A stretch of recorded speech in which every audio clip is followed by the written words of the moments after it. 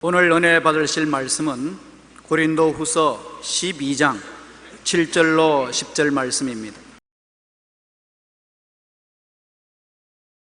여러 계시를 받은 것이 지극히 크므로 너희 자만하지 않게 하시려고 내 육체에 가시 곧 사탄의 사자를 주셨으니 이는 나를 쳐서 너무 자만하지 않게 하려 하심이라.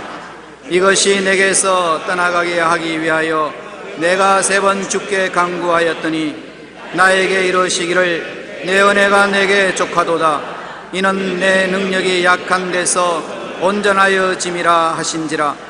그러므로 도리어 크게 기뻐함으로 나의 여러 약한 것들에 대하여 자랑하리니 이는 그리스도의 능력이 내게 머물게 하려 함이라. 그러므로 내가 그리스도를 위하여 약한 것들과 능력과 궁핍과 박해와 공거를 기뻐하노니 이는 내가 약한 그때에 강함이라. 아멘.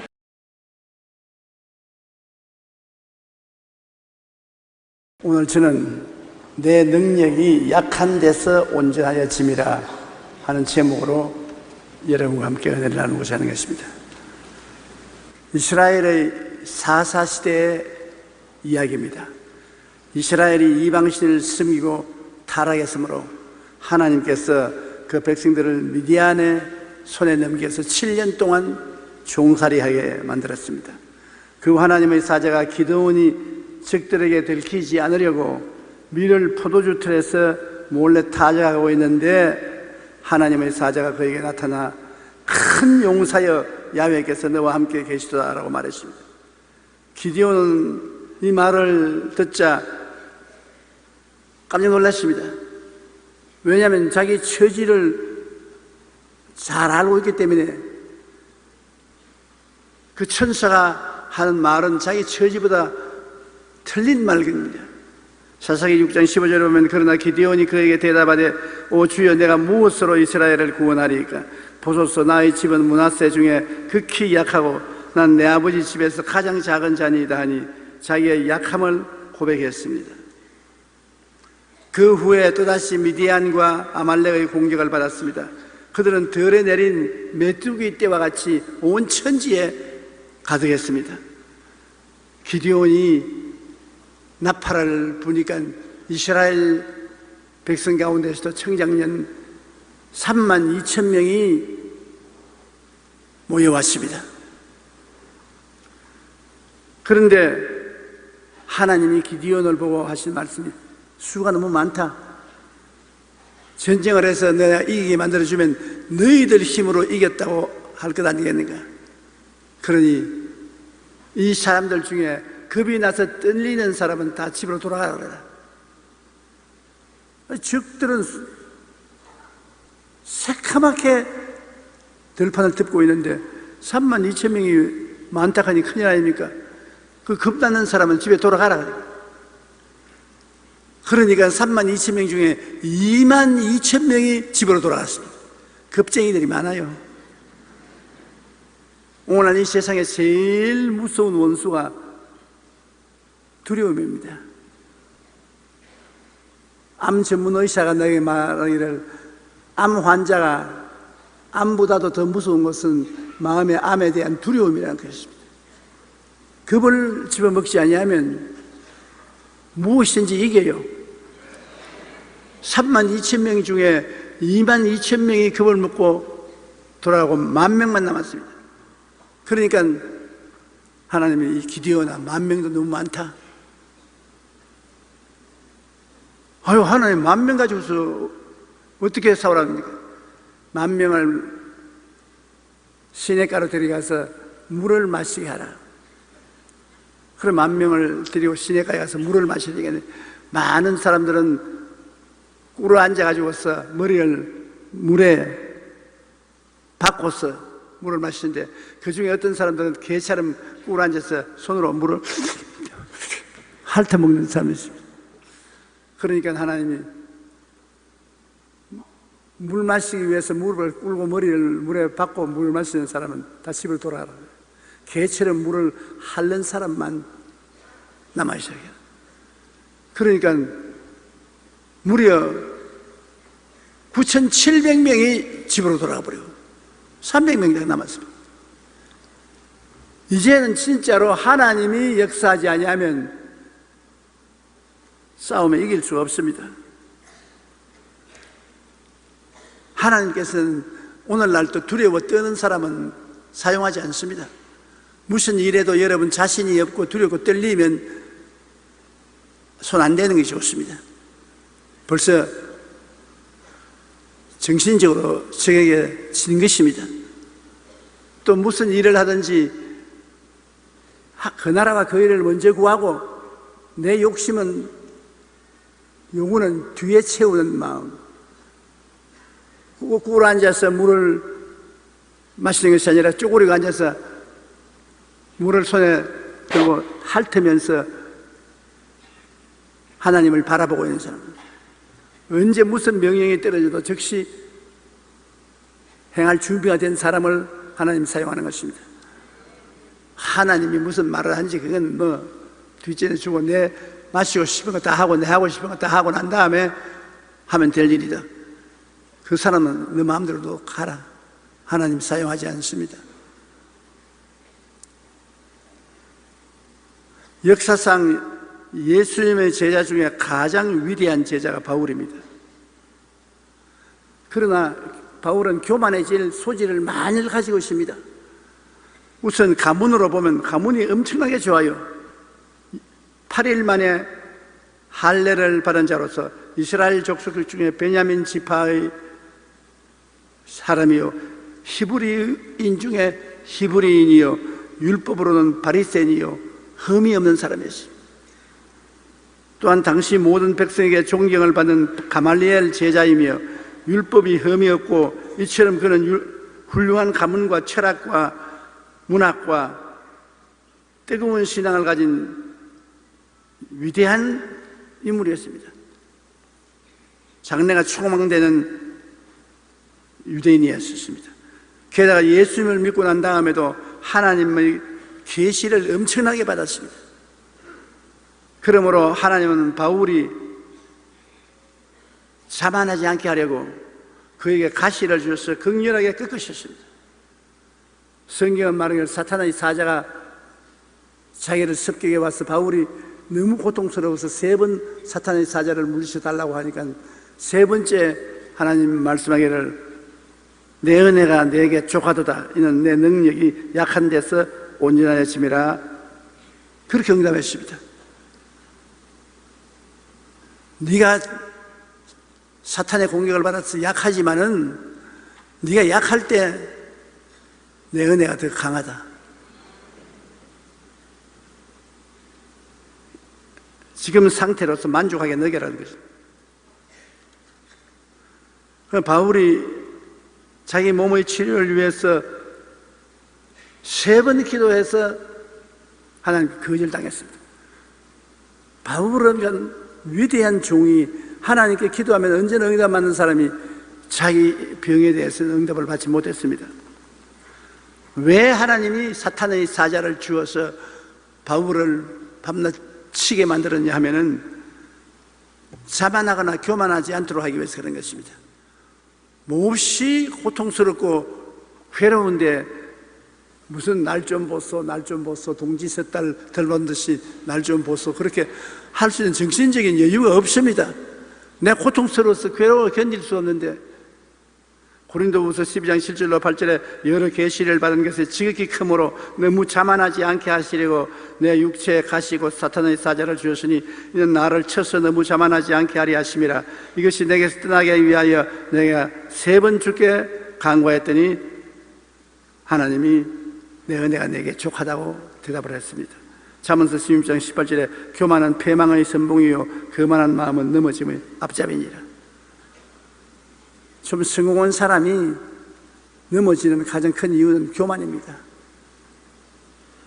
교만보다 두려운 것이 없습니다. 고난 당하는 자는 기도할 것이에요. 고난 당할 때 더 기도하고 깨어지는 것입니다. 고난은 더욱더 하나님의 은혜에 의지하기 위하여 오는 것입니다. 고난 당하는 것은 더 기도해라, 더 하나님을 의지해라. 지금도 기도했지만은 더 기도해라, 더 의지하라. 야고보서 5장 10절에 너희 중에 고난 당하는 자가 있느냐는 그는 기도할 것이요. 고린도후서 1장 9절에 이는 우리로 자기를 의지하지 말고 오직 죽은 자를 다시 살리시는 하나님만 의지하게 하려 하심이라 했습니다. 존 번연은 시험과 고난은 우리가 하나님을 찾게 한다고 말했습니다. 시험과 고난을 당하면 우리가 하나님을 찾아요. 마르틴 루터는 시련이 없고 모든 것이 순조로울 때 가장 위험한 시련이다. 왜냐하면 그때 인간은 하나님을 망각하고자 하는 유혹을 받게 되기 때문이라고 말한 것입니다. 시련 없을 때가 가장 무서운 시련이에요. 시련이 있을 때는 늘 하나님을 찾고 깨어지는데 시련이 없으면 하나님을 잊어버릴 위험이 있다는 것입니다. 10가지 시련보다 시련 없는 삶이 더 위험한 것은 평안하다 평안하다 할 때 하나님을 잊어버리기가 쉽기 때문인 것입니다. C.S. 루이스는 이렇게 말했습니다. 왜 고난이 있는가?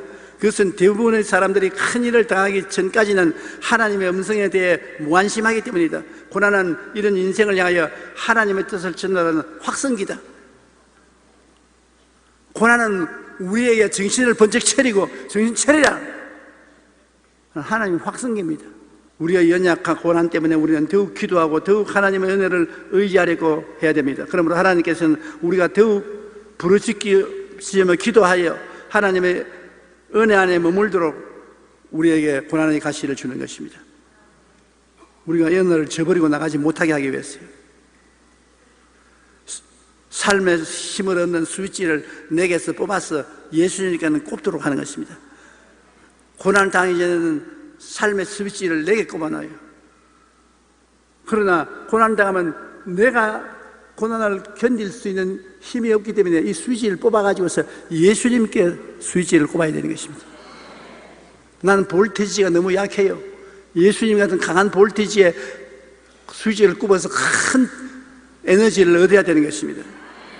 시편 121편 1절로 2절에 내가 산을 향하여 눈을 들리라. 나의 도움이 어디 있어올까? 나의 도움은 천지를 지으신 야훼께로다.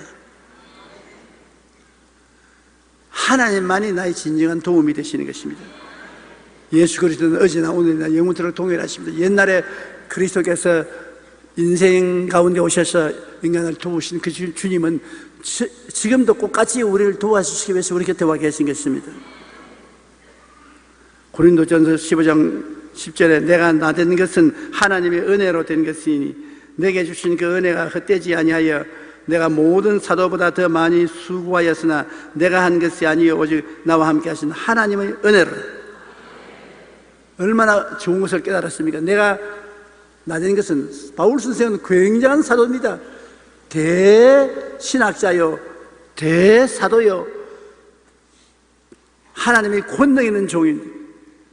그러나 바울은 말하기를 내가 나된 것은 내가 잘나서 된 것이 아니라 내 속에 들어온 하나님의 은혜가 나를 이렇게 만들었다. 하나님의 은혜가 이렇게 만들었다. 나는 아무것도 아니다. 나는 이렇게 될 수 없다. 내 속에 들어온 하나님의 은혜가 그렇게 만들었다. 그것을 어떻게 깨달았냐? 고난을 당해서 괴로움 속에서 자기의 무능력을 깨닫고 하나님의 은혜만이 자기를 지금까지 이렇게 세워줄 수 있다는 것을 깨닫게 된 것이겠습니다. 여러분도 여러분 된 것은 하나님의 은혜가 들어와서 여러분을 만드는 것입니다. 여러분이 잘나서 여러분 된 것 아닙니다. 저는 요사이 가만히 혼자 앉아서 지나간 50년 과거의 삶을 반추해 볼 때가 많습니다. 폐병을 앓아 죽다가 나았지만 몸이 늘 약한 것이 개운하게 건강을 느끼지 못했습니다. 그래서 가끔 저는 이렇게 기도합니다. 하나님, 몸을 건강하게 해달라고 50년이 넘도록 기도해도 왜 아직도 건강하게 안 해주십니까? 그런 하나님의 영접을 내가 안 해준 거 뭐냐? 내가 밥을 못 먹냐? 잠을 안 자냐? 목회에서 설교를 못하냐? 5대양 6지절을 비행기를 타고 100번 이상을 돌지 않느냐? 할 짓 다 하면서 무슨 잔소리야? 할 말이 없어요. 물론 네가 고난 당하고 몸이 약하고 괴로운 것은 사실이다. 그래도 그렇다고 해서 네가 보통 사람보다 못한 게 뭐냐? 보통 사람보다 10배, 20배 더 많은 일을 하고도 살아있잖아요.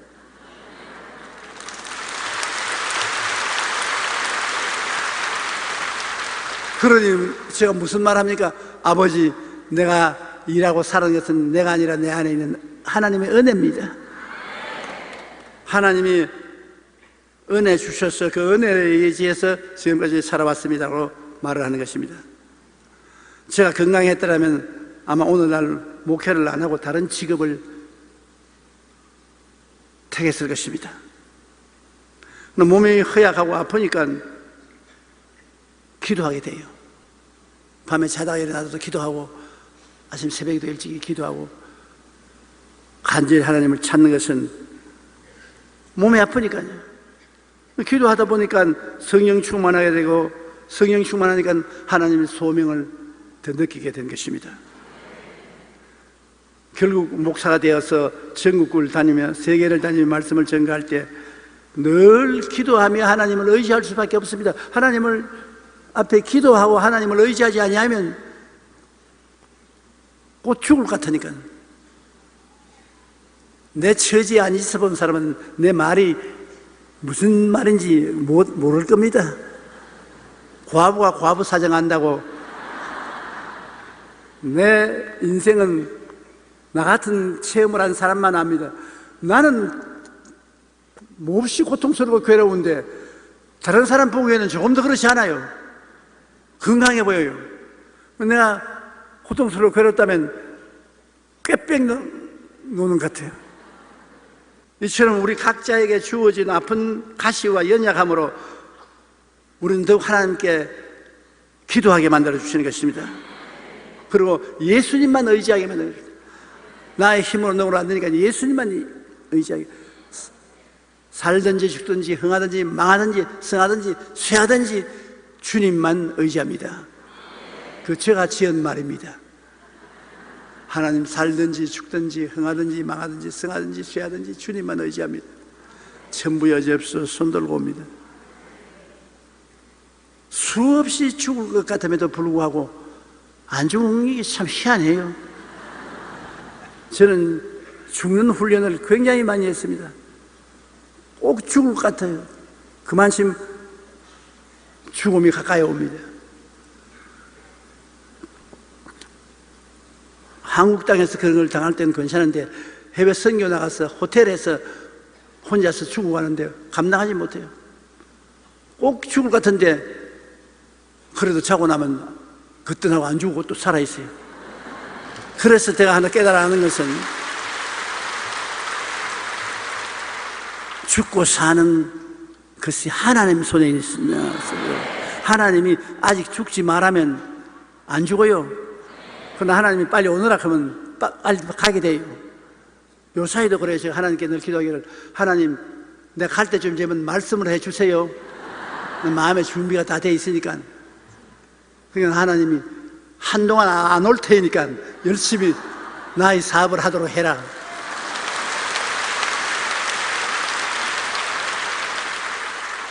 그래서 제가 확신하는 것은 한동안은 이 강단에 서서 설교할 것 같아요.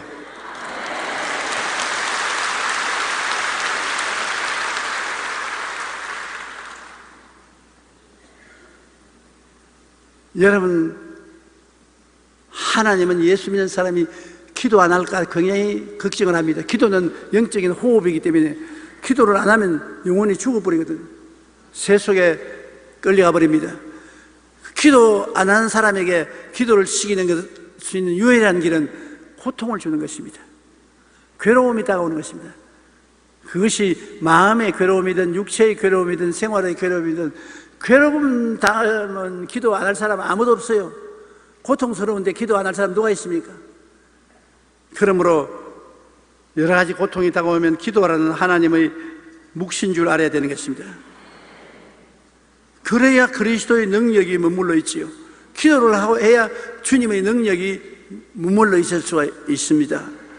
고린도후서 12장 9절에 나에게 이르시기를 내 은혜가 내게 족하도다. 이런 내 능력이 약한 데서 온전한 열심이라 한지라. 그러므로 도리어 크게 기뻐함으로 나 여러 약한 것들에 대하여 자랑하리니 이는 그리스도의 능력이 내게 머물게 하리 함이라. 의지해야 주님이 능력을 주시지, 의지 안 하는데 어떻게 능력 줍니까? 의지하세요. 의지하세요. 곧 의지하세요. 구하겠네. 구하겠네. 또 구하시네. 우리가 의지할 때 하나님 능력을 주십니다. 내가 자신만만하고 하나님 의지 안 해도 내가 할 수 있다고 생각하는 사람에게는 능력을 안 주시는 것입니다. 그럼 하나님을 의지하는 사람은 자기가 약하다고 느껴야 하나님을 의지하지요. 그러므로 하나님이 그를 약하게 만들어서 자기의 무능력을 알고 하나님께 의지하도록 만들어주는 것입니다. 베드로전서 5장 10절에 모든 은혜의 하나님 곧 그리스도 안에서 너희를 부르사 자기의 영원한 영광에 들어가게 하시니가 잠깐 고난당한 너희를 친히 온전하게 하시며 굳건하게 하시며 강하게 하시며 틀을 견고하게 하시며, 고난을 통해서 온전하게 하시고 굳건하게 하시고 강하게 하시고 틀을 굳게 만들어 주시는 것입니다. 미국의 정신과 전문의인 에릭 린더맨 박사는 고난당한 사람들을 대상으로 설문조사를 했습니다. 그 결과 고난당한 사람들의 85%는 자신의 고난이 결국 축복이 되었다고 대답했습니다. 그 이유를 이렇게 설명했습니다. 첫째, 고난 때문에 나쁜 습관을 고칠 수가 있었고, 담배 자꾸 피는 사람 아무리 피지 말아도 자꾸 피는데 암이 들리면 끊어버립니다. 고난을 통해서 나쁜 습관을 버리는 것입니다. 둘째, 고난으로 가정과 신앙, 사랑을 회복했다. 고난당하기 전에 가정을 등한히 하고 허랑방탕하던 사람이 고난당하고 매를 맞으니까 정신이 번쩍 들어서 회개하고 가정으로 돌아오고 정신을 차린다. 셋째, 고난을 극복하기 위한 노력한 결과 인생이 새로워졌고 원망과 불평을 하던 삶이 감사하는 삶으로 바뀌게 되었다. 고난스러우니까 고난을 피하기 위해서 회개하고 자복하고 새로운 사람이 되고 노력해서 행복을 발견하고 감사를 발견하게 되었다는 것입니다. 독일 시인 꾀데는 이렇게 말했습니다. 한번 따라 말씀했어요. 고난이 남기고 간 뒤를 보라. 그 고난의 발자국들이 지나간 자리가 기쁨으로 가득 차고 넘치게 된다. 참 놀라운 말 아닙니까? 지나간 옛날을 돌아볼 때 고난의 발자국이 기쁨으로 충만하게 되어 있다. 고난받은 것이 유익이라. 고난받기 전에는 잘못되었더니 고난받고 난 이후에는 잘 되었다. 우리의 연약함과 고난은 우리 삶의 방향을 바꾸어 터닝 포인트가 될 수 있습니다. 여러분의 일생에 큰 변화받는 시점이 언제냐? 다 그렇지 않지만 대개가 고난이 다가왔을 때 우리 인생의 터닝 포인트가 오는 것입니다. 우리 인생이 들어서는 것입니다. 번데기가 고치를 뚫고 나와야 비로소 아름다운 나비가 되는 것 같습니다. 고난당할 때는 괴롭지만 그로 인해 우리는 더욱 기도하며 예수님만 의지하고 주님께 나옴으로 번데기 된 우리가 나비가 되어서 나르게 만들어주는 것입니다. 그럼 바울이 나를 약하게 한 원수가 어떤 것이라고 말했습니까? 성경 고린도후서 12장 10절에 그러므로 내가 그리스도를 위하여 약한 것들과 능력과 궁핍과 박해와 곤고를 기뻐하노니 이는 내가 약한 그때 강함이라. 바울을 약하게 하는 것들이 어떤 것이냐? 제일 첫째가 약한 겁니다. 바울은 몸이 약했어요. 몸이 약했기 때문에 이게 자기에 다가온 큰 가시였습니다. 몸이 약하니까 하나님께 끊임없이 의지해야 되고 기도해야 됐습니다. 고린도후서 10장 10절에 그들의 말이 그의 편지들은 무게가 있고 힘이 있으나 그가 몸으로 대할 때는 약하고 그 말도 시원하지 아니한다. 실제 바울을 만나보면 너무 허약하고 말도 뜨듬거리고 그런데 그 편지는 보면 장엄하고 힘이 있다. 몸으로 대할 때는 약한데 편지를 보면 강하다. 바울은 그것이 그걸 약하게 하는 고난 중에 첫째는 것이 약한 것입니다. 그 다음이 능욕입니다. 업신여기며 욕을 보는 것입니다. 가는 곳마다 사람들이 바울을 능욕했습니다. 업신여기고 욕보했습니다. 마귀가 따라다니면서 그렇게 만들었습니다. 고린도후서 11장 23절에 그들이 그리스도의 일꾼이냐 정신없는 말을 하거니와 나는 더욱 그러하도다. 내가 수고를 넘치도록 하고 옥에 갇히기도 더 많이 하고 매도 수없이 맞고 여러 번 죽을 뻔당했다. 그러므로 가는 곳마다 업신여김을 당하고 욕보임을 당했었습니다. 마태복음 5장 11절로 12절에는 나로 말미암아 너희를 욕하고 박해하고 거짓으로 너희를 거슬러 모든 악한 말을 할 때 너희는 복이 있나니 기뻐하고 즐거워하라. 하늘에서 너희 상이 큼이라. 이 세상에서 복음 전하다 능욕당하는 사람은 하늘의 상이 큽니다. 그 다음에는 바울의 욕됨이라고 말하는 것입니다. 욕됨이라는 궁핍을 말하는 거예요. 고린도후서 11장 27절에 또 수고하며 애쓰고 여러 번 자지 못하고 줄이며 목마르고 여러 번 굶고 춥고 헐벗으노라. 복음을 전하러 정치 없이 돌아다니니까 어디 한 곳에 오래 있어야 먹기도 하고 입기도 하고 쉬기도 했는데 자꾸 돌아다니니까 그러지 못하지 않습니까? 수고하고 애쓰고 못 자고 줄이고 목마르고 굶고 헐벗은 생활, 이것이 그에는 고난이기 때문에 그때마다 기도를 해야 돼요. 자지 못할 때 줄이며 목마르고 굶고 배고플 때 하나님 물을 주시옵소서, 음식을 주시옵소서, 쉴 수 있도록 해 주시옵소서. 하나님께 기도해서 하나님이 도움을 받아가지고서 살았습니다. 베드로전서 4장 14절에 너희가 그리스도의 이름으로 치욕을 당하면 복이 있는 자로다. 영광의 영꽃 하나님의 영이 너희 위에 계심이라. 그 다음에는 바울이 다가오는 것은 박해였습니다. 힘이나 권력 따위로 약한 사람을 괴롭게 하고 해를 입히는 것이 박해인데 고린도후서 11장 24절로 25절에 유대인들에게 40에 하나 감한 매를 5번 맞았으며 3번 태장으로 맞고 1번 돌로 맞고 3번 파선하고 일주야를 깊은 바다에 지냈다. 참 바울 선생 고통 많이 당했습니다. 복음을 전하기 위해서 그가 당하는 것은 써져 있는 고통인 것입니다. 40에 하나만 감한 매를 5번 맞았습니다. 그러니 등허리에 성한 흔적이 없습니다. 3번 태장으로 맞고 1번 돌로 맞아 죽은 줄 알고 동구 밖으로 끌어내버리는 적이 있습니다. 3번 파선당하고 밤낮을 바다에 떠 있었습니다. 마태복음 5장 44절과 10절에 너희 원수를 사랑하며 너희를 박해하는 자를 위하여 기도하라고 했는데 이 박해당할 때 원수를 위해서 기도한다는 것 큰 짐입니다. 가시와 은극입니다. 힘든 일인 것입니다. 의를 위하여 박해를 받는 자는 복이 나니 천국이 거둘 것입니다. 박해의 결과 천국이 거둘 것이지만 박해를 이겨나가는 것 참 힘듭니다. 그 다음 공고입니다. 형편이 처지가 곤란하고 고생스러운 공고인데요. 고린도후서 11장 20절에 여러 번 여행에 강의 위험과 강도의 위험과 동족의 위험과 이방인의 위험과 시내의 위험과 광야의 위험과 바다의 위험과 거짓 형제 중의 위험을 당하고 가는 곳마다 위험 안 한 데가 없어요. 바울 선생이 복음을 전할 때는 요사회와 같이 문명한 시대가 아닌 미개한 시대였습니다.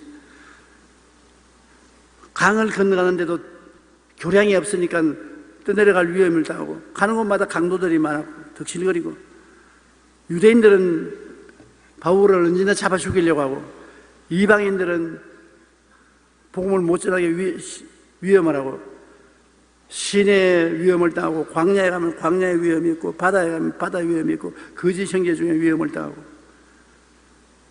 로마서 8장 35절로 37절에 누가 우리를 그리스도의 사람의 사랑에서 끊으리요 환난이나 공고나 박해나 기근이나 적신이나 위험이나 칼이랴 그러나 이 모든 일에 우리를 사랑하시는 이로 말미암아 우리가 넉넉히 이기나니라. 바울이 그렇게 큰 어려움을 겪고 난 다음에도 그리스도에 대한 사랑을 끊을 수 없는 것을 체험했기 때문에 이런 말을 담대하게 말할 수 있는 것입니다. 여러분, 우리가 온 세상 모든 것 다 가져도 내가 하나님을 중심에 모시고 있지 않으면 언제나 허전한 것이 있습니다. 아무리 큰 부자도 그 마음 중심에 허전함이 있고, 아무리 권력자도 마음에 허전함이 있습니다. 아무리 훌륭한 남편을 모시고 천하 질세 미인을 데리고 살아도 마음이 허전합니다. 어떻게 합니까? 솔로몬도 물어보면 합니다. 솔로몬 어떻습니까? 마누라를 솔로몬은 1000명을 거느렸습니다. 한 명이면 충분할 건데 1000명을 거느렸습니다. 그렇다고 만족했습니까? 만족 안 했습니다. 온갖 화살난한 궁전을 짓고 호의호식에도 나중에 뭐라 했으면 헛되고 또 헛되니 모든 것이 헛되다. 우리 마음속에 하나님이 중심에 잡고 있지 않으면 모든 것이 헛된 것입니다. 그러므로 누가 우리를 그리스도의 사랑에서 끊으리요? 아무리 환난이 다가오고 공고하고 박해, 기근, 적신이나 위험이나 칼이 와도 우리가 예수님을 사랑하면 그리스도의 사랑으로 인하여 이 모든 것을 극복하고 넉넉히 이길 수가 있다는 것입니다. 예수 사랑하시면 거룩하신 말일세. 우리들은 약하나 예수 권세 많도다. 예수님 참 좋습니다. 예수님보다 더 좋은 것이 어디 있습니까? 벼의 돛대는 항해할 때 강풍이 불어도 부러지지 않아야 하기 때문에 제일 단단한 나무를 씁니다. 그래서 돛대를 쓸 나무를 미리 선정해서 키웁니다. 높은 산에 올라가 가지고서 돛대가 될 나무를 선정을 해놓고 난 다음 그 주위에 있는 모든 방파제가 될 수 있는 나무를 다 베어버립니다. 그래서 바람이 불고 눈보라치는데 노출되도록 만들었습니다. 이러면 그 상옥대기에 있는 나무가 바람을 맞고 눈보라를 맞고 어려운 환경 가운데서 자라면은 굉장히 강하게 자라는 것입니다. 튼튼하게 자라요. 그것을 베어다가 돛대를 만들어 놓으니까 바다에 바람이 아무리 불어도 돛대가 부러지지 않습니다. 바람 분다고 해서 돛대가 뚝 하고 부러진 날이면 절단강산입니다. 돛대가 안 부러지는 것은 그렇게 어려운 시련을 겪었기 때문에 튼튼하고 강하게 되는 것입니다. 이렇게 10년을 키운 후에 그 나무를 잘라서 벼의 돛대를 만들면 이 돛대는 어떤 강풍과 풍랑을 만나도 흔들리지 않는 견고한 돛대가 되는 것입니다. 여러분도 한 가지인 것입니다. 여러분을 약하게 만드는 여러 가지 원수가 있습니다. 가정과 사업의 문제, 가난과 질병의 문제, 우리의 몸의 연약한 것, 능욕, 욕됨, 박해, 공고 등이 다와서 우리를 약하게 합니다. 그러나 이 모든 고통의 원수들은 결국 우리를 어떠한 비바람이 불러와도 움직도 하지 않는 강력한 하나님의 믿음의 군대로 만들어 놓고 마는 것입니다. 우리가 생각하는 시련과 환난과 고통과 괴로움이 패배한 신자로 만들 것 같은데 세월이 지나다 보면 능력 있고 강하고 흔들리지 아니하고 위대한 신앙인 고통으로 말미암아 만들어지는 것입니다.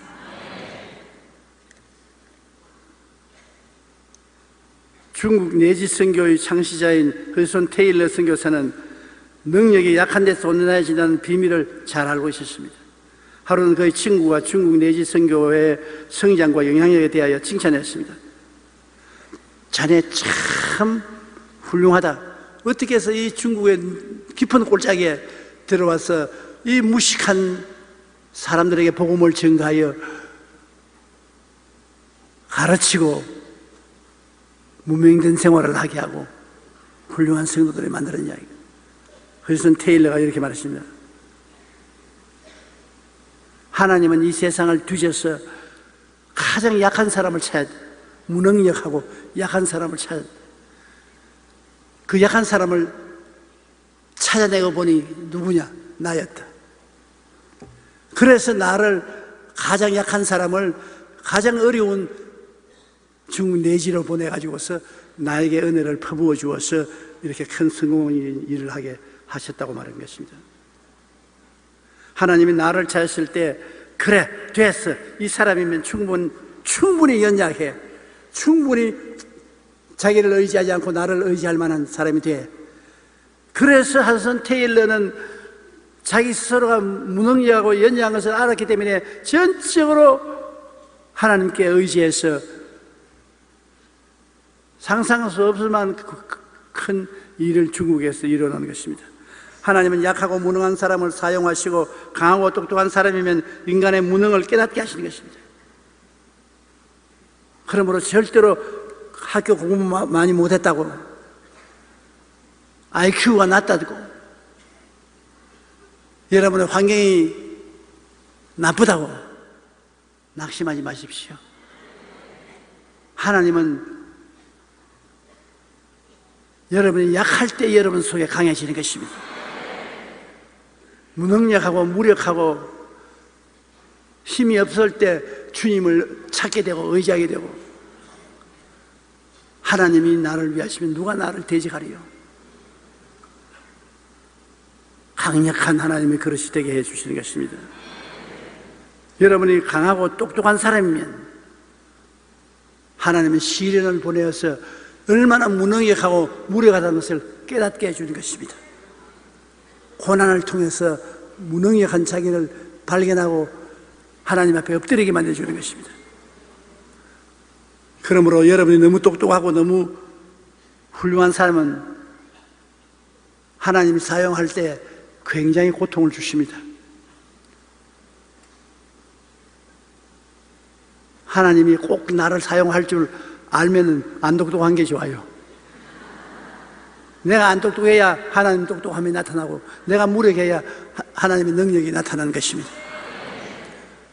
아무리 촛불이 밝다 해도 대낮에 무슨 촛불이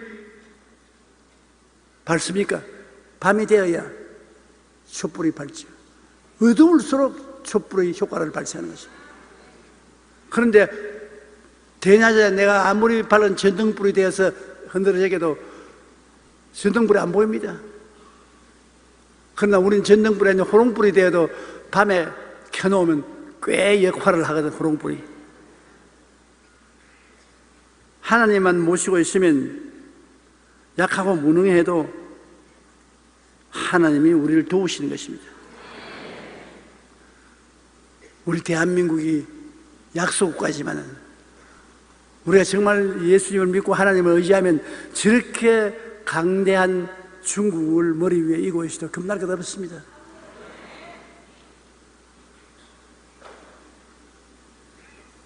우리를 36년 동안 식민지로 삼아서 짓밟았던 일본이 저렇게 문명국으로 우리 밑에 있어도 겁날 것 없습니다.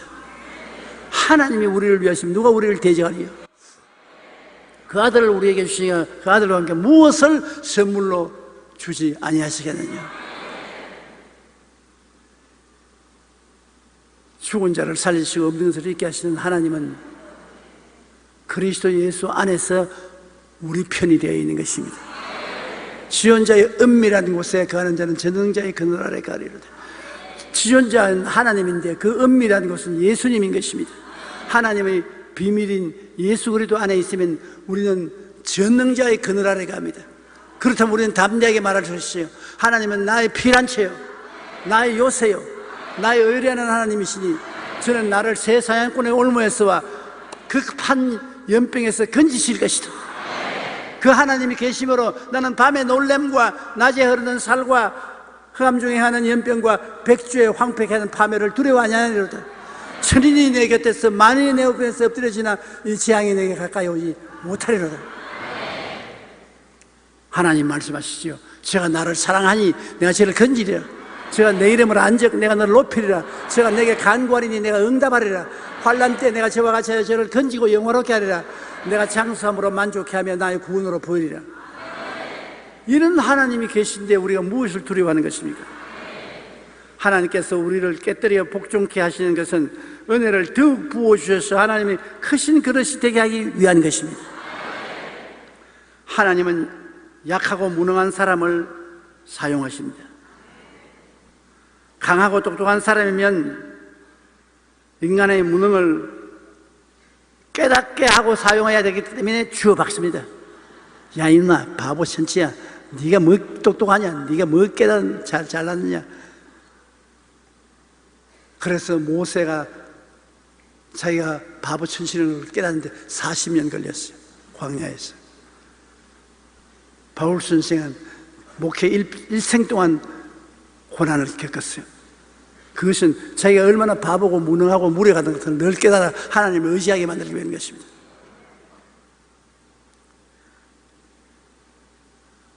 나는 하나님이 전혀 시련과 고난도 당하지 않게 하는데요, 그렇게 말하면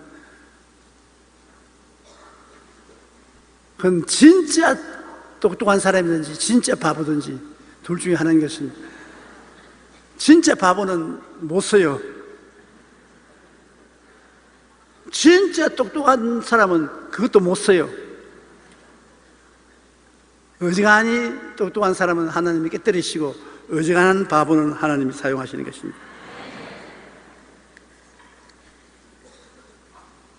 그러므로 여러분, 이 세상에 살면서 여러분이 약할 때 하나님이 강하심으로 여러 가지 약한 일을 당할 때 낙심하지 마십시오.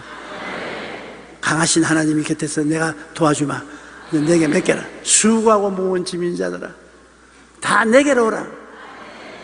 내가 너희를 쉬게 하리라. 그러므로 내가 약하고 무거운 짐을 짊어진 줄 깨달으면 하나님께 맡겨야 되는 것입니다. 힘으로도 능으로도 할 수 없는 것 하나님이 해주시는 것입니다. 기도드리겠습니다. 하나님 아버지, 우리가 약할 때 하나님이 강하신 것을 감사합니다.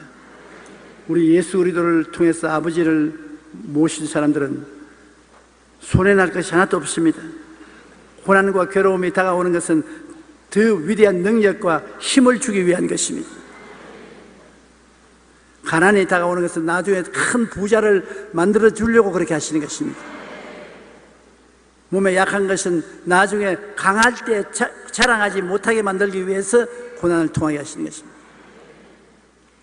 우리 아버지 하나님께서 결국에는 우리 각자 모든 사람에게 영혼이 잘됨같이 범사의 잘됨에 강건하고 생명을 얻되 넘치게 얻게 하기를 원하시는 것을 압니다. 아버지께서 우리 모든 성도들에게 큰 위로와 평안을 주시옵시고 언제나 하나님 보좌를 바라보고 성령의 인도를 따르게 하여 주시옵소서. 예수님 이름으로 기도드립니다. 아멘. 은혜 받으실 하나님 말씀은 신약 333페이지 데살로니가 전서 5장 16절에서 18절까지 말씀이 되겠습니다. 항상 기뻐하라.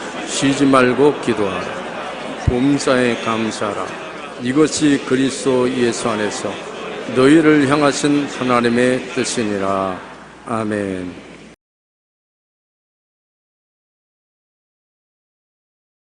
저는 오늘 우리를 변화시키는 말이라는 제목으로 은혜를 나누겠습니다. 한번 따라 말씀해 주세요. 우리를 변화시키는 말. 말은 우리의 사상과 감정을 표현하는 소리입니다. 그 말 소리를 듣고서 우리는 그 사람의 사상을 알고 감정을 압니다.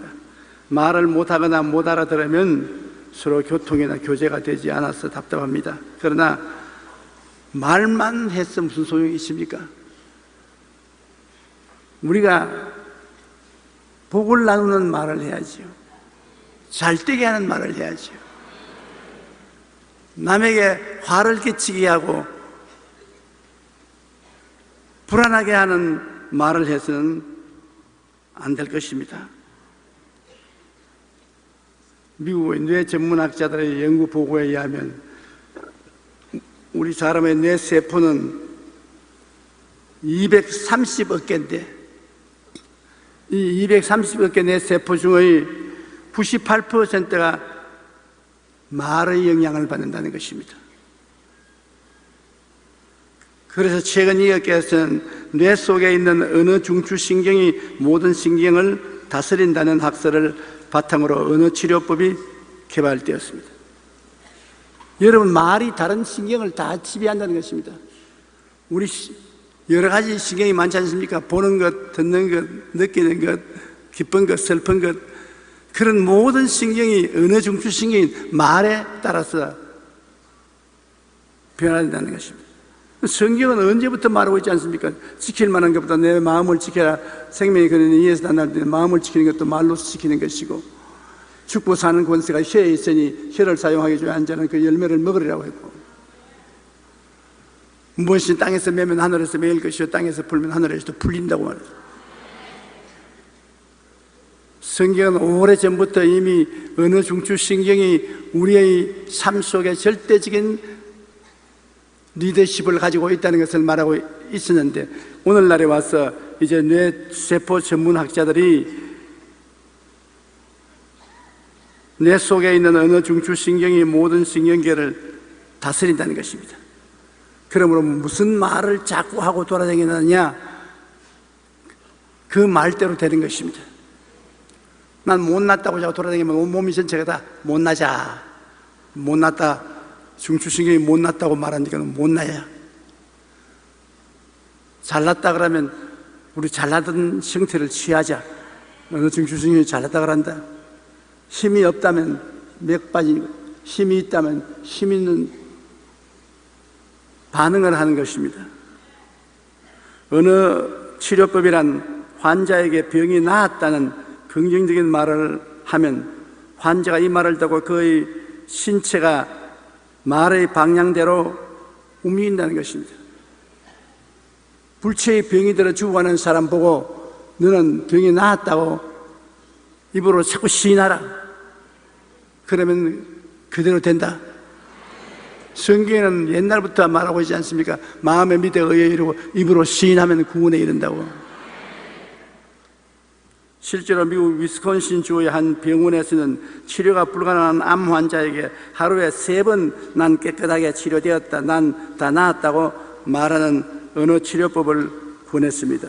그런데 그 환자는 놀랍게도 3주가 지난 후에 실제로 완치되어서 병원에서 퇴원했습니다. 그만큼 힘이 있어요.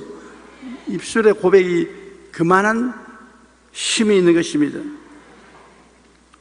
이와 반대의 이해도 있습니다.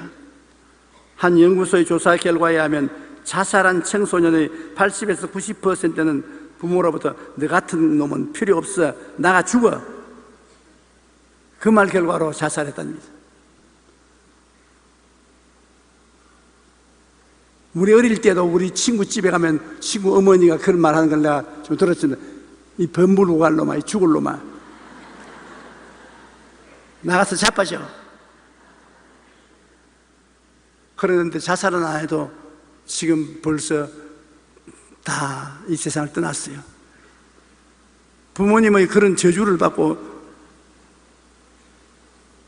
살아남을 택이 없습니다. 말은 우리의 생각과 마음을 표현하는 소리이기도 하지만 말에 의해 우리의 생각과 마음은 움직이기도 하는 것입니다. 그러면 우리는 말을 잘 해야 합니다. 서로를 격려하며 용기를 주어 상대방이 잘 뛰게 하는 말을 해야 되는 것입니다. 감사는 우리를 잘 뛰게 하는 것입니다. 우리가 평소에 많이 사용하는 단어인 감사, 이 감사는 우리를 잘 뛰게 하는 것입니다. 무엇보다도 하나님께 먼저 감사를 드려야 되는 것입니다. 자연 만물을 주신 하나님을 생각할 때 감사하지 아니할 수 없습니다. 사도행전 17장 24절로 25절에 우주와 그 가운데 있는 만물을 지으신 하나님께서는 천지의 주제시니 이는 만민에게 생명과 호흡과 만물을 친히 주시는 이심이니라. 하늘과 땅과 그 가운데 있는 모든 것을 우리에게 주신 우리 하나님께 감사하지 아니할 수가 없습니다. 자연 만물을 주신 하나님께 감사하고 또 신령한 세계를 주신 하나님께 감사해야 되는 것입니다. 우리는 예수 믿고 영적인 세계를 얻었으니 감사하지 않습니까? 에베소 1장 3절에 찬송하리로다 하나님 곧 우리 주 예수 그리스도의 아버지께서 그리스도 안에서 하늘에 속한 모든 신령한 복을 우리에게 주시되, 우리에게 신령한 복을 주셔서 육체가 죽어도 속사람은 영원히 사는 길을 열어주셨습니다. 감사는 하나님을 기쁘시게 하고 영화롭게 하며 축복을 가져오는 능력을 나타내시게 만드는 것입니다. 하나님이 자연적으로도 영적으로도 이렇게 우리에게 복을 주셨으니 우리가 당연한 반응으로 감사를 해야지요. 시편 50편 23절에 감사로 제사를 드리는 자가 나를 영화롭게 하나니 그 행위를 옳게 하는 자에게 내가 하나님의 구원을 보이리라. 하나님께 감사를 하는 것이 우리가 올바르게 사는 길이고 하나님이 구원을 베푸는 길이라는 것입니다. 세브란스 병원 암센터 소장이신 이희대 박사의 간증을 읽고 큰 감동을 받았습니다. 그분의 간증은 이렇게 시작됩니다. 2003년 1월 청천벽력과 같은 일이 나에게 벌어졌다. 그리고 곧바로 병마와의 긴 싸움이 시작되었다. 이희대 박사는 암세포 발견 후 5번의 수술을 했지만 암은 간과 골반으로 전이되어 4번의 방사선 치료와 3번의 항암 치료를 받았습니다. 그리고 지금까지 12번의 암 재발이 있어서 수술하며 사투를 벌려야 했습니다. 그는 왜 나에게 이런 일이 일어졌을까? 왜 꼭 내가 암이 걸려야 되냐? 내 손으로 암 치료를 받은 사람이 얼마나 많은데, 그러므로 아직까지도 내가 할 일이 많은데 내가 이렇게 죽을 수가 있느냐? 우리 한국의 최고의 암치료 전문 의사인데 그 의사 선생님이 암에 걸렸으니 기가 막힌 일이죠. 그러나 투병 과정에 교회를 나가게 되었고 은혜 받고 구원받은 후 이전에는 원망스러웠던 일들이 오히려 감사의 제목으로 바뀌었습니다. 마음이 그렇게 변화되었습니다. 이렇게 몇 년을 암과의 싸움으로 투병하면서 유방암 전문가였던 이분은 어느 날 암 환자들을 모아놓고 성경 공부를 시작했어요. 아주 잘 시작한 겁니다. 저는 암 토의만 했는데 이제 성경 공부를 시작했어요. 그리고 하나님을 찬양하며 감사의 생활을 계속했더니 기적이 일어났습니다. 최근에 CT 촬영을 한 결과 그의 몸속에 남아있던 암세포가 더 이상 보이지 않았으며 감격과 기쁨의 눈물을 흘렸다는 것입니다.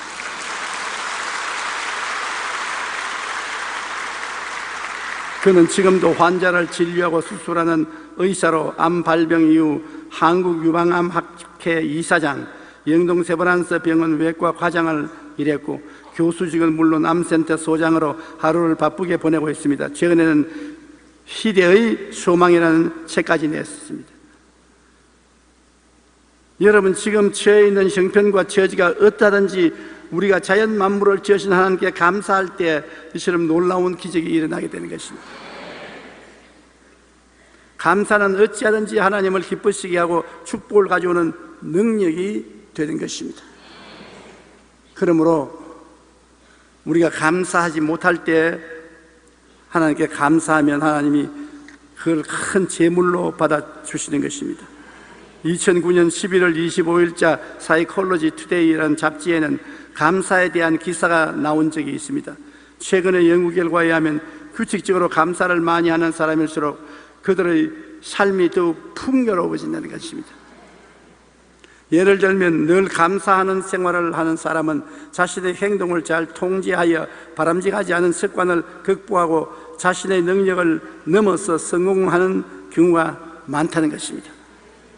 또한 일을 하면서 늘 감사하는 사람은 더욱 생산적이고 창의적이며 바른 심성을 갖게 된다고 말합니다.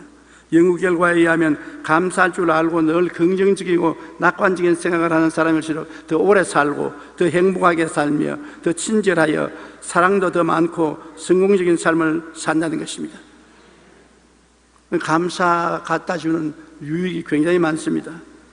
1690년 정의기관의 권리를 설명한 프랑스의 물리학자 파뱅은 이런 말을 했습니다. 나는 세 가지 이내에 늘 감사한다. 첫째는 날마다 주시는 일용할 양식이요, 둘째는 몸의 건강이요, 셋째는 영원한 삶의 소망을 주신 그 때문에 감사한다고 했었습니다.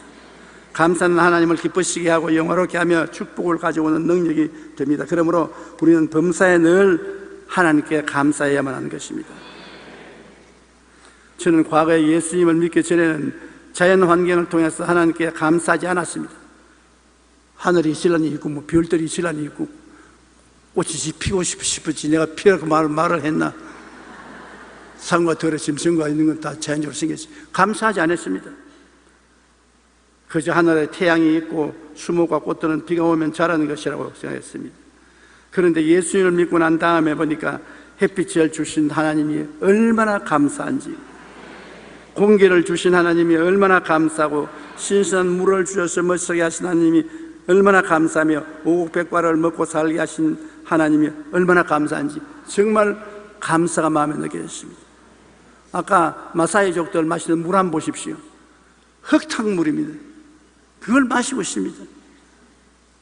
우리는 맑은 수돗물을 마시고 있잖아요. 그것만 해도 얼마나 감사해요. 그래서 저는 매일 기도할 때 아버지 하나님 오늘 또 입고 편히 쉬게 만들어 주셔서 감사합니다. 우리 일상생활의 모든 일이 하나님이 주신 은총에 너무 감사합니다. 요사이는 감사하려고 애를 많이 씁니다. 하나님은 믿는 자나 믿지 않는 자나 누구에게나 골고루 햇빛과 비를 주시고 양식을 주십니다. 그것은 우리가 이 땅에 사는 동안 구원받을 수 있는 기회를 허락하기 위한 것입니다.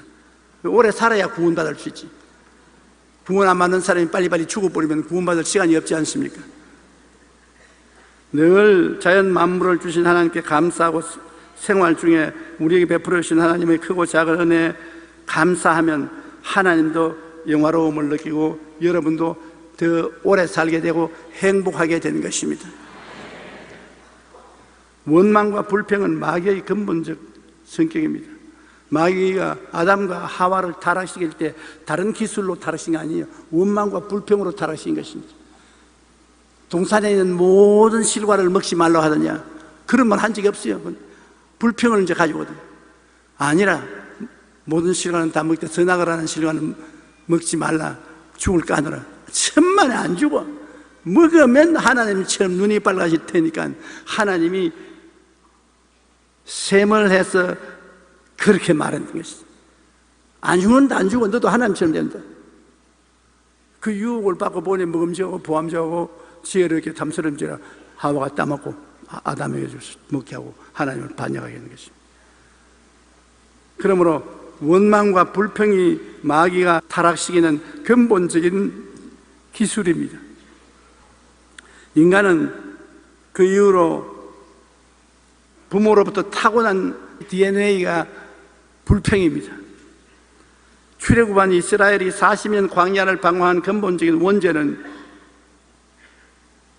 불평 아닙니까? 모세를 따라서 애굽에서 나온 이스라엘 백성은 한시도 쉬지 않고 불평했습니다. 하나님조차도 견디지 못해가지고서 다 멸해버리셨습니다. 민수기 14장 28절 29절에 그들에게 이르시기를 야훼의 말씀에 내 삶을 두고 맹세하노라. 너희 말이 내 귀에 들린 대로 내가 너희에게 행하리니 너희 시체가 이 광야에 엎드러질 것이라. 그들이 무슨 말을 했기에 하나님이 그렇게 화를 냈습니까? 민수기 14장 2절에 이스라엘 자손이 다 모여 모세와 아론을 원망하며 온 회중이 그들에게 이르되 우리가 애굽 땅에서 죽었거나 이 광야에서 죽었으면 좋았을 것을. 헝가리의 부다페스트에 한 남자가 있는데 굉장히 불평을 많이 했습니다. 이 사람은 유대인인데 9 식구를 데리고 조그만 방 한 방에 사니까 사는 게 괴롭다 말입니다. 그러니까 랍비에게 와가지고서 불평을 많이 말합니다. 하나님이 큰 집을 안 주려고 하면 식구라도 적게 주셔야지. 자녀를 많이 주셔가지고서 내하고 내 아내하고 자식들하고 수를 해야 하느니 9이가 조그만데 사는 게 말이 아니다. 랍비가 그 문제를 해결해 줘야지. 오늘 집에 돌아가다가 염소 새끼를 하나 끌고 와서 같이 살아라. 9이나 있는데 염소까지 끌고 오라고요. 시간대로 하라니까. 염소를 끌고 집에 들어가서 염소를 데리고 같이 한 주일을 살고 내게 오느라. 한 주일 만에 왔는데 막 얼굴에 사람 잡아먹을 형상입니다. 찌푸리고. 그렇지 않대 9사람이 사는데 왜 염소가 와서 똥오줌을 사니, 뭐 우리 사는 게 아니라 생지옥입니다. 왜 염소를 갖다 넣으라고 합니까? 그러니까 랍비가 웃으면서 오늘은 가서 염소를 제껴 놓아라. 우리로 쫓아버리고 너희들 식구만 살아라. 그리고 다음 주에 오너라. 다음 주에 오는데 얼굴이 환해서 꽃같이 핀 얼굴로 왔거든. 어디 그렇게 얼굴이 환하냐? 염소를 몰아내고 나니까 이제 살 것 같습니다. 우리 가족들만 오손도손 모여서 사니 얼마나 행복한지 모르겠습니다. 그래서 랍비가 하는 말이, 봐라, 행복이 있는데도 불구하고 행복한 줄 모르고 불평하면 있는 행복도 뺏긴다. 네가 하나님이 주신 행복을 감사하게 생각하면 그 행복이 너에게 넘치게 오게 된다. 그렇게 말해준 것입니다. 원망과 불평은 아담과 하와의 범죄 이후 인간의 유전자에 뿌리 박힌 마귀가 준 죄의 본성입니다. 그러므로 우리는 원망과 불평 대신 현재에 있는 것에 늘 감사해야 되는 것입니다. 그리고 하나님께 감사할 뿐 아니라 이웃에 감사를 해야 됩니다. 이웃을 기쁘고 만족하게 합니다. 이웃에 우리가 도움을 받았으면 감사하면은 이웃이 여러분을 도와준 보람을 느끼고 참 만족하게 됩니다. 그리고 더 장차 잘해주고 착한 이웃이 되는 것입니다. 하나님께 감사하는 사람은 이웃에서도 반드시 감사해야 돼요. 남편은 아내에게 감사하고 아내는 남편에게 감사하고. 속으로 하는데 뭐 속으로 하는 건 별 효과 없어요. 귀에 들리도록 해야지. 상대도 듣고 자기도 듣고 들어야지. 불평과 원망은 사나운 이웃을 만들며 서로 미워하게 만드는 것입니다. 에베소 5장 4절에 누추함과 어리석은 말이나 희롱의 말이 마땅치 아니하니 오히려 감사하는 말을 하라고 명령하고 있는 것입니다. 로마의 극작가이자 철학가인 세네카는 이런 말을 했습니다. 인간이 만약 이미 가지고 있는 것에 대해 불만을 느낀다면 전 세계를 자신의 것으로 만들었을지라도 불행하다. 원망과 불평은 끝이 없기 때문이라고 말했는 것입니다. 지금 가지고 있는 것 감사하지 않으면 아무리 좋은 것 갖다 놔도 감사할 줄 모른다. 스위스의 철학자 칼 힐티는 행복론이라는 자신의 책에서 행복의 첫째 조건으로 감사를 꽂았습니다. 그는 감사하라 그러면 젊어진다, 감사하라 그러면 발전이 있다, 감사하라 그러면 기쁨이 있다, 늘 감사할 것을 강조했습니다. 원망과 불평은 마귀의 근본 성격으로 출애굽한 이스라엘 백성이 광야에서 40년 방황을 하다가 하나님의 은혜를 다 잃어버리고 심판을 받아 죽었습니다. 그러나 감사하는 여호수아와 갈렙은 젖과 꿀이 흐르는 가나안 땅에 들어가서 큰 축복을 받고 잘 사는 것입니다. 감사하면 끝까지 잘 살지만은 원망 불평하면은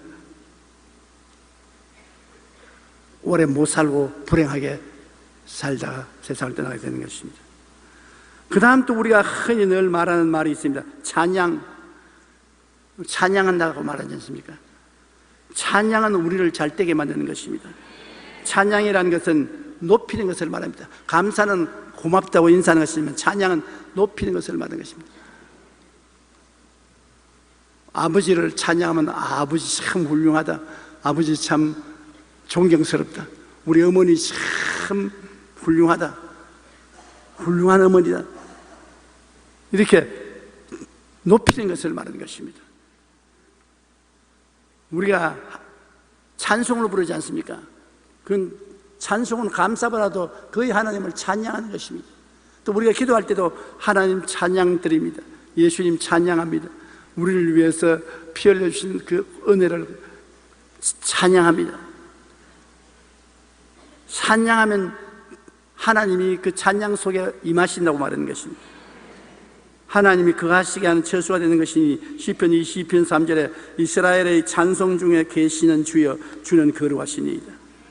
찬송 중에 거하시는 것입니다. 하나님께서 우리를 도와주시고 높여주십니다. 우리가 찬양을 하면은 하나님 와서 우리를 도와주시고 찬양하는 우리를 높여주시는 것입니다. 시편 68편 35절에 이스라엘의 하나님은 그의 백성에게 힘과 능력을 주시나니 하나님을 찬송할지어다. 하나님 찬송하면 힘과 능력을 주셔요. 여호사밧 왕은 모압과 암몬이 공격에 왔을 때 하나님 온 백성과 금식하고 찬양함으로 하나님이 도와주셔서 적군을 다 물리쳤습니다. 깡그리 적군들이 다 멸망을 받았습니다. 바울은 빌립보에서 점치는 귀신 들린 자의 귀신을 쫓아낸 것 때문에 신라와 함께 감옥에 투옥되었을 때 하나님께 기도하고 찬송하자 지진이 나서 옥토가 움직이고 차고가 풀리고 감옥 문이 열려버리고 말한 것입니다. 찬양은 그 가운데 하나님이 임재하시고 하나님이 우리를 해방시켜 주시고 높여 주시는 것입니다. 그러므로 찬양은 참으로 좋은 것입니다. 노벨 수상 작가인 펄버그의 어린 시절 이야기입니다. 그들이 중국에 선교사로 가 있으니까 중국 사람들이 서양 사람이라고 해서 굉장히 경운했습니다. 그런데 그들이 가 있던 동리에 가뭄이 들었어요. 오랫동안 비가 안 오니까 양놈이 들어왔기 때문에 우리 신이 화가 나서 비를 안 주니까 저녁에 양놈을 죽여버리자. 아버지가 선교하러 떠나서 엄마하고 펄버그 여사 어릴 때 하고 둘이가 있었는데 그 이야기를 하는 것을 엄마가 들었습니다. 그래 엄마가 집에 돌아와서 딸하고 같이 기도를 했습니다. 하나님, 이 동네에 있는 중국 사람들이 오늘 밤에 우리 집에 와서 우리를 다 모녀를 죽이겠다 합니다. 하나님 어떻게 할까요? 그 어머니가 자기 어머니가 잔뜩 기도를 하더니만 하나님이 말씀하기 시작한 거예요. 과자를 만들기 시작했어요. 밀가루를 가지고 과자를 적게 만든 게 아니라 아주 많이 만들어 동네 사람이 먹을 만치 만든단 말입니다. 엄마 왜 과자를 만들어? 가만히 있어. 너는 가만히 있어. 저녁에 중국 사람이 한두 사람 웅숭숭하다니만 마당에 가득 모였어. 말 한마디만 생기면 달라들어서 다 때려 부수고 살림 다 빼앗아갈 작전인데 그 어머니가 과자를 담고 나가가지고서 각 사람에게 과자를 나눠줘. 그게 나눠주는 과자 안 받아 먹을 수 없잖아요. 웃으면서 과자를 나눠주고 난 다음에 그 다음에는 마루에 와서 오르강에 앉아서 중국어로 찬송하러 불렀습니다.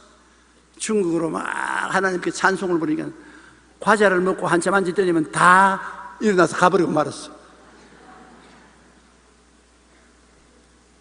하나님께서 찬송 중에 임하여 역사하니까 한 사람도 펄버그 여사와 그 식구들을 못 죽였어요. 그들은 다 그냥 떠나가고 말았어요. 그 다음 그 이후로 다시는 그들 죽이러 온 사람이 없었다고 말했습니다. 그러므로 찬양이라는 것이 우리 삶 속에 굉장한 영향력이 있다는 것을 알 수 있는 것입니다. 하나님을 영광스럽고 빛나게 하는 것입니다. 우리가 찬양을 하면은 하나님을 영광스럽게 합니다. 히브리서 13장 15절에 그러므로 우리는 예수로 말미암아 항상 찬송의 제사를 하나님께 드리자. 이는 그 이름을 증언하는 입술의 열매니라. 항상 예수로 말미암아 하나님께 찬양을 드리자. 하나님을 욕하고 비난하면 그 욕과 비난이 부모랭으로 자기에게 돌아옵니다. 내가 너희에게 이르노니 사람이 무슨 무익한 말을 하든지 심판날에 이에 대하여 신문을 받으리니 내 말로 의롭다함을 받고 내 말로 정지함을 받으리라고 예수님께서 말씀하셨습니다. 우리가 하나님은 찬양한다 하지만 인간은 찬양한다는 말 안 합니다. 인간은 칭찬한다, 칭송한다고 말합니다. 우리가 하나님 찬양할 뿐 아니라 우리 같이 사는 이웃과 인간들도 끊임없이 칭송해야 되는 것입니다. 칭찬해야 되는 것입니다. 칭찬을 아끼면 안 되는 것입니다. 칭찬을 하면 크게 용기와 힘을 얻게 하고 더 발전하고 향상하게 하고 삶의 의미를 느끼고 기뻐하고 즐겁게 만들어주는 것입니다. 굉장한 효과가 있습니다. 잠언서 27장 21절에 도가니로 은을, 풀무로 금을, 칭찬으로 사람을 단련한다고 말하셨습니다. 글쓰기를 좋아하는 소년이 있었습니다. 그가 열심히 글을 썼으나 사람들이 읽어보고 별로 신통치 않게 느꼈습니다. 이 소년도 그냥 낙심이 되었었습니다. 그래서 글쓰기를 포기해버렸습니다. 그 어머니가 그 아들을 꽃밭으로 데려가서 야, 이 꽃 좀 봐라. 아직까지 때가 안 된 꽃은 몽우리가 져 있지만 안 피었지 않냐. 때가 오면 다 아름답게 피지 않느냐. 너 문학적인 소질은 꽃봉오리와 같다. 지금 사람들 눈에 잘 안 보인다. 그러나 얼마 있으면 이것이 팍 퍼지게 되면 온 천하가 다 보게 된다. 근데 나는 너희 어머니니까 내가 너를 잘 알 수 있다. 그러므로 낙심하지 마라. 이 엄마의 말에 막 굉장한 용기와 힘을 얻었습니다. 엄마가 이렇게 나를 알아주고 신용을 하고 있으니 내가 용기를 내야 되겠다. 그래서 위대한 아동문학가가 된 한스 크리스천 안데르센이 바로 그분인 것입니다.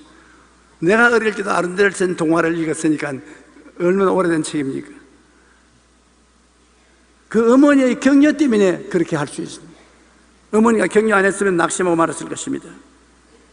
우리가 하나님은 찬양하지만은 인간을 높이는 것은 찬양이 아니고 칭찬하는 것입니다. 우리의 칭찬 한마디는 상대방에게 큰 용기와 힘을 주고 그 안에 잠재된 놀라운 능력을 발휘할 수 있도록 만들어주는 것입니다. 그러므로 칭찬을 아끼지 마십시오.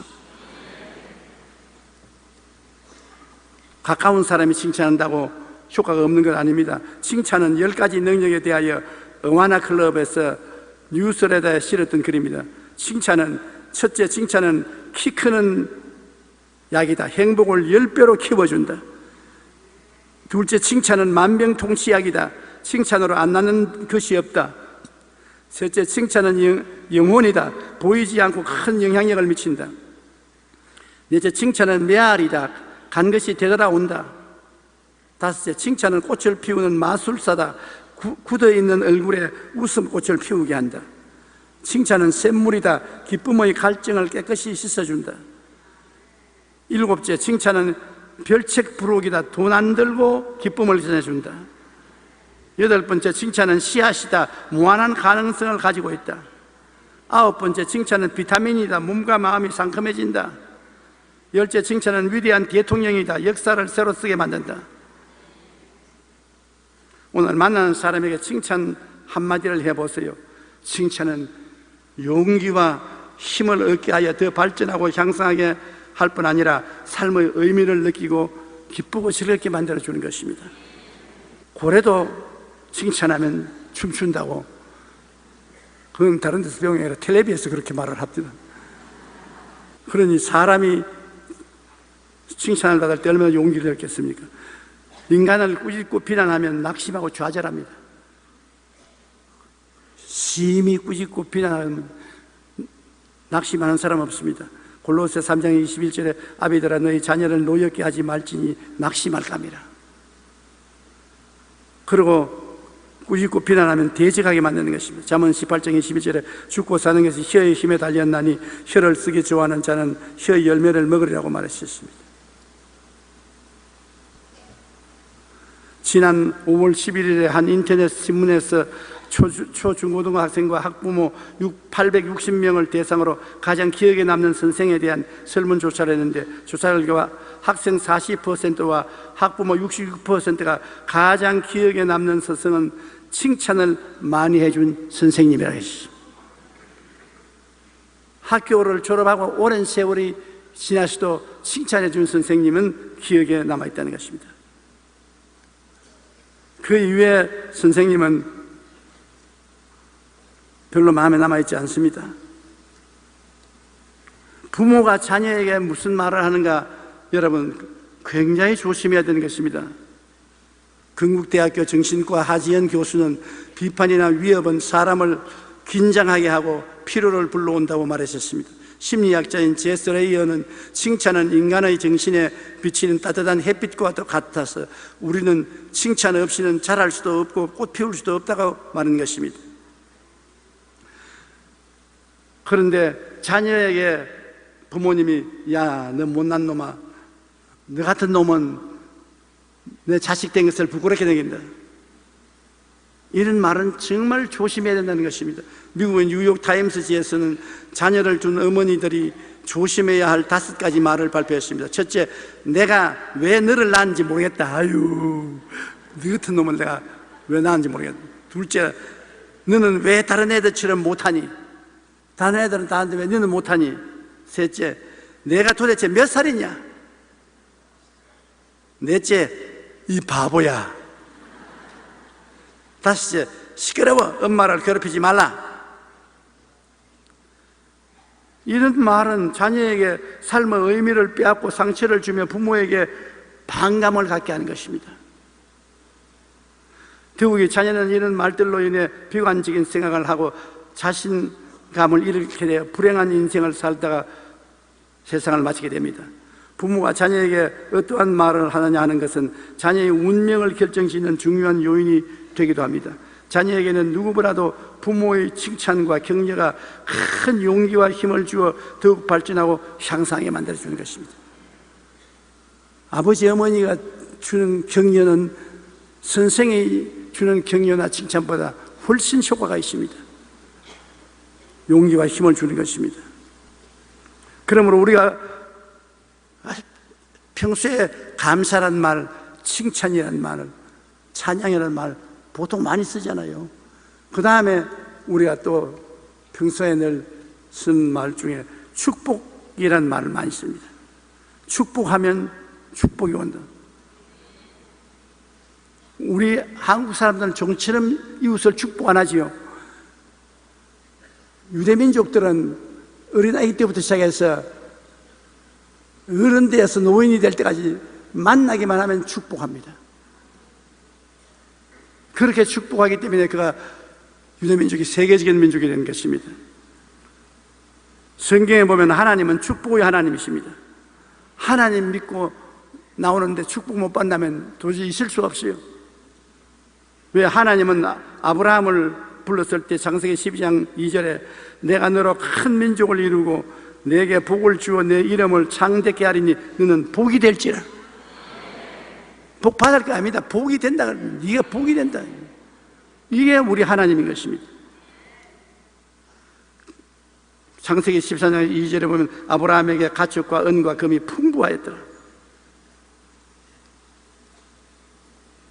아브라함의 아들 이삭은 어떻게 했습니까?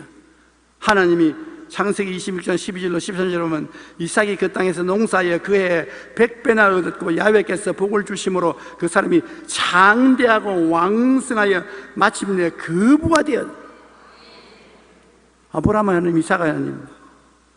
그 다음 야곱의 하나님은 어떻게 했습니까? 이스라엘의 하나님. 창세기 30장 42절로 43절에 튼튼한 것은 야곱의 것이 된지라 이에 그 사람이 매우 번창하여 양떼와 노비와 낙타와 나귀가 많았더라. 삼촌집에서, 외삼촌집에서 머슴살이에서 벌은 돈입니다.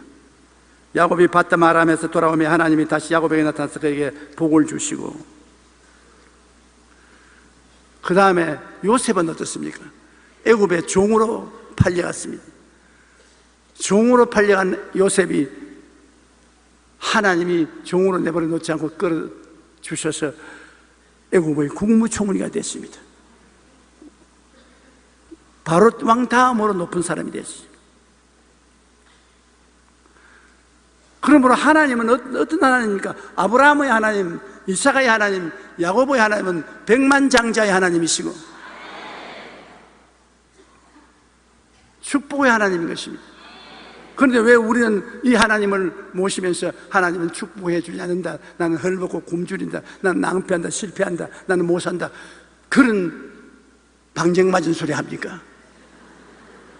어디 하나님이 그렇게 생각하십니까? 내 마음을 다하고 뜻을 다하고 정성을 다하고 목숨을 다하여 주 하나님을 섬기고 경배하면 하나님이 우리들을 축복해 주시는 것입니다. 그리고 우리가 서로 만나면 자꾸 축복을 해야 돼요. 성경에 보면 아들을 못 낳는 한나가 성전에 가서 통곡을 하고 울고 있으니까 제사장 엘리가 왜 우느냐, 그 아들을 못 낳아서 운다 그러니까 네 마음의 소원이 이루어지기를 바란다고 축복해 주었습니다. 그러자마자 집에 가서 아들 낳았어요. 그 다음 그 아들 사무엘로 교회에 바치고 난 다음 제사장이 한마디 더 했어요. 이 사무엘을 제사장으로 바쳤으니까 더 많은 아들, 딸을 주어서 하나님이 너희 가정을 복되게 하기를 원한다고 했습니다. 그러시면 집에 돌아가서 그렇게 전혀 어린애기를 못 낳던 한나가 애를 여러 명 낳았습니다. 신실하고 참된 믿음으로 축복을 하면 그 축복이 임하는 것입니다. 무엇보다도 가족들을 축복을 해야 돼요. 예수님도 축복을 하셨습니다. 성천하시기 전 베다니 앞까지 나가서 손을 들어 제자들을 축복하셨다. 어린아이들을 안고 그들 위에 안수하시고 축복하였습니다. 히브리서 11장 20절로 22절에 보면 믿음으로 이삭은 장차 있을 일에 대하여 야곱과 에서에게 축복하였으며 믿음으로 야곱은 죽을 때 요셉의 각 아들에게 축복했다고 말하는 것입니다. 유대인들의 전통적인 아동교육에서는 축복하는 일을 가장 중요하게 여긴다고 말했습니다. 유대인들은 아이가 태어나면 제일 먼저 축복합니다. 이 아이의 생일이 되면 최고 절정은 축복의 메시지를 주는 것입니다. 바르 미츠바라는 성인식에서도 최고의 절정은 랍비와 부모 이웃이 모여 어른이 된 아이를 축복하는 것입니다. 부모는 아이가 학교에 입학할 때 축복하고 여행 떠날 때, 전쟁에 나갈 때 축복합니다. 또한 부모가 자신의 인생이 다 했을 때 자녀를 불러가 유언과 같은 마지막 축복을 남깁니다. 이처럼 태어날 때부터 가족들로부터 늘 축복의 말을 들은 유대인은 오늘 지구상에서 가장 영향력 있는 민족이 된 것은 당연한 일인 것입니다. 들어오며 나가며 축복의 꼴을 먹었으니 축복을 안 받을 수가 없습니다. 우리가 축복하면 하나님이 같이 따라와서 축복을 하시고, 우리가 저주하면 하나님이 따라오셔서 같이 저주하시는 것입니다. 아브라함 보고 뭐라고 말했으면 너에게 복 주는 자에게 복 주고 저주하는 자에게 내가 저주하겠다 했습니다. 그러므로 그냥 가만히 입을 놀려주지 마시십시오. 집에 있으면 같은 값이면 자꾸 축복을 하시라고요. 아유, 우리 맏아들 참 훌륭하지. 정말 건강하고 공부 잘하니 감사하다. 더욱 하나님이 축복해 주시기를 바란다. 아유, 둘째 아들 너 마음에 더 행복하고 더 평안하고 기쁘게 복 주시기를 바란다. 아유, 딸내미 좋은 데 시집 가기로 축복한다. 좋은 신랑감 만나기를 바란다. 우리 남편 건강하게 직장에 잘 나가고 일찌감치 집에 돌아오기를 축복합니다. 그럼 남편은 아내를 축복해야지. 우리 아내 언제나 착하고 매력이 있고 온순한 분인데 하나님 복을 주셔서 더욱 훌륭한 분이 되게 해 주시옵소서. 자꾸 좋은 길로 복을 줘야지요. 비난하고 공격하고 흉을 보면 안 되는 것입니다. 우리는 신실하고 참되며 믿음으로 우리의 자녀들에게 언제나 축복의 말을 해줘야 합니다. 그럴 때 우리 자녀들은 하나님의 축복 가운데 세상에서 머리가 되고 꼬리가 되지 않으며 나누어 주되 꾸지 않는 복된 삶을 살아갈 수 있게 되는 것입니다. 우리는 우리를 선하게 변화시키는 말을 늘 습관적으로 말해야 됩니다. 우리 입에서 감사합니다, 찬양합니다, 축복합니다는 말은 항상 끊어지지 않아야 되는 것입니다. 그러면 나와 하나님과 관계가 변화되고 나와 이웃과의 관계가 변화되고 나와 세상과의 관계가 변화되는 것입니다. 지그지글러의 정상의 법칙에는 이런 말이 있습니다. 지구상에서 30억의 인구가 매일 밤 굶주린 배를 움켜쥐고 잠자리에 들어가는데 그보다 많은 40억 인구가 매일 밤 따뜻한 격려의 말 한마디를 아쉬워하며 잠자리에 들어간다. 우리 역시 따뜻한 격려와 칭찬을 원합니다. 그런데도 이처럼 소중한 칭찬과 격려의 말을 하는데 인색합니다. 이탈리아의 사회학자이자 밀라노의 이울럼 대학교 총장을 역임한 프란체스코 알베로니는 최근 저술한 성공한 사람들의 말은 절반이 칭찬이라고 말하는 것입니다. 성공과 인정에는 칭찬이 깃들어 있다는 말을 했습니다. 성공한 사람의 생활의 절반은 남을 칭찬한다. 그러면 남을 흉을 자고 보는 사람은 자기가 실패하기 때문에 그런 것입니다. 남을 칭찬한 사람은 자기가 성공 속에 있기 때문에 그런 것입니다. 알베로니는 성공이란 사람으로부터 공개적인 인정을 받는 것이라고 정의하며 인정이란 사람이 한 일을 기억하고 그것을 명확한 언어로 표현해 주거나 관심을 보이며 인사를 하는 등 행위와 언어를 포함하는 것입니다. 우리 모두는 타인으로부터 인정받고 칭찬받기를 원합니다. 그렇지요. 타인이 칭찬해 주는 거 좋아하지 흉 보는 거 좋아할 사람 누가 있습니까? 그러므로 저는 허리가 자꾸 구부러지니까 타인에게 칭찬받기 위해서 사람이 있으면 허리를 쭉 편다고요. 상당히 힘들어요, 쭉 펴는 게. 사람이 없으면 쭉 늘어져. 사람들 앞에 비평받는다는 것이 굉장히 중요한 것입니다. 여러분, 될 수만 있으면 마음을 활짝 열어놓고 남편이나 아내나 자녀들이나 잘하는 거 잘한다 그러십시오. 덮어버리지 말고 잘하는 거 들추어내가지고 잘한다고 칭찬하십시오. 그리고 못하는 것은 덮어버리십시오. 못하는 것은 용서해 주는 것이 좋습니다. 그래서 자꾸 서로 칭찬하고 격려하며 앞에서 끌어주고 뒤에서 밀면서 살아나가면 인생은 참 즐겁게 살아갈 수가 있는 것입니다. 우리는 늘 우리를 선하게 변화시키는 말을 하기 위해 노력해야 합니다. 감사와 찬양과 축복의 말을 넘치게 할 때 우리 자신뿐 아니라 이웃이 모두 변화되어 이 세상은 더욱 행복과 기쁨이 넘치게 되는 것입니다. 우리가 대학을 안 나와도 연구소에 가서 연구를 안 해도 감사는 할 줄 압니다. 찬양은 할 줄 압니다. 축복은 할 줄 압니다. 이 세 가지만 여러분 일상생활에 하면 여러분에게 행복이 끝나지 않습니다. 좋은 일이 끝이지 않고 다가오는 것입니다. 그래서 하나님이 항상 기뻐하라, 쉬지 말고 기도하라, 범사에 감사하라. 그리스도 예수 안에서 너희를 향하신 하나님의 뜻이라고 했는데,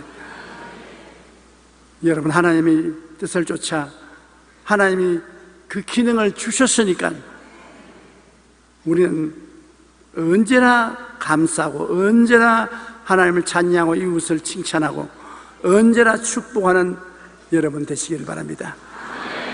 오늘 여러분의 하나님의 축복이 넘치시기를 축원합니다. 다 같이 고개에서 기도드리겠습니다. 사랑이 많으신 우리 아버지 하나님, 우리가 복을 받을 수 있는 평범한 길을 우리가 쫓지 않고 따르지 않을 때가 많습니다. 하나님, 감사로, 찬양과 칭찬으로, 축복으로 우리의 환경에 하나님의 영광이 나타날 수 있는 것을 깨달아 알게 해주심을 감사합니다. 내 아버지 하나님, 그냥 지나가지 말고 이 세상에 채소에 소금치듯 우리의 마음속에 감사와 찬양과 축복으로 소금치게 도와주시옵소서. 예수님 이름으로 기도합니다. 아멘.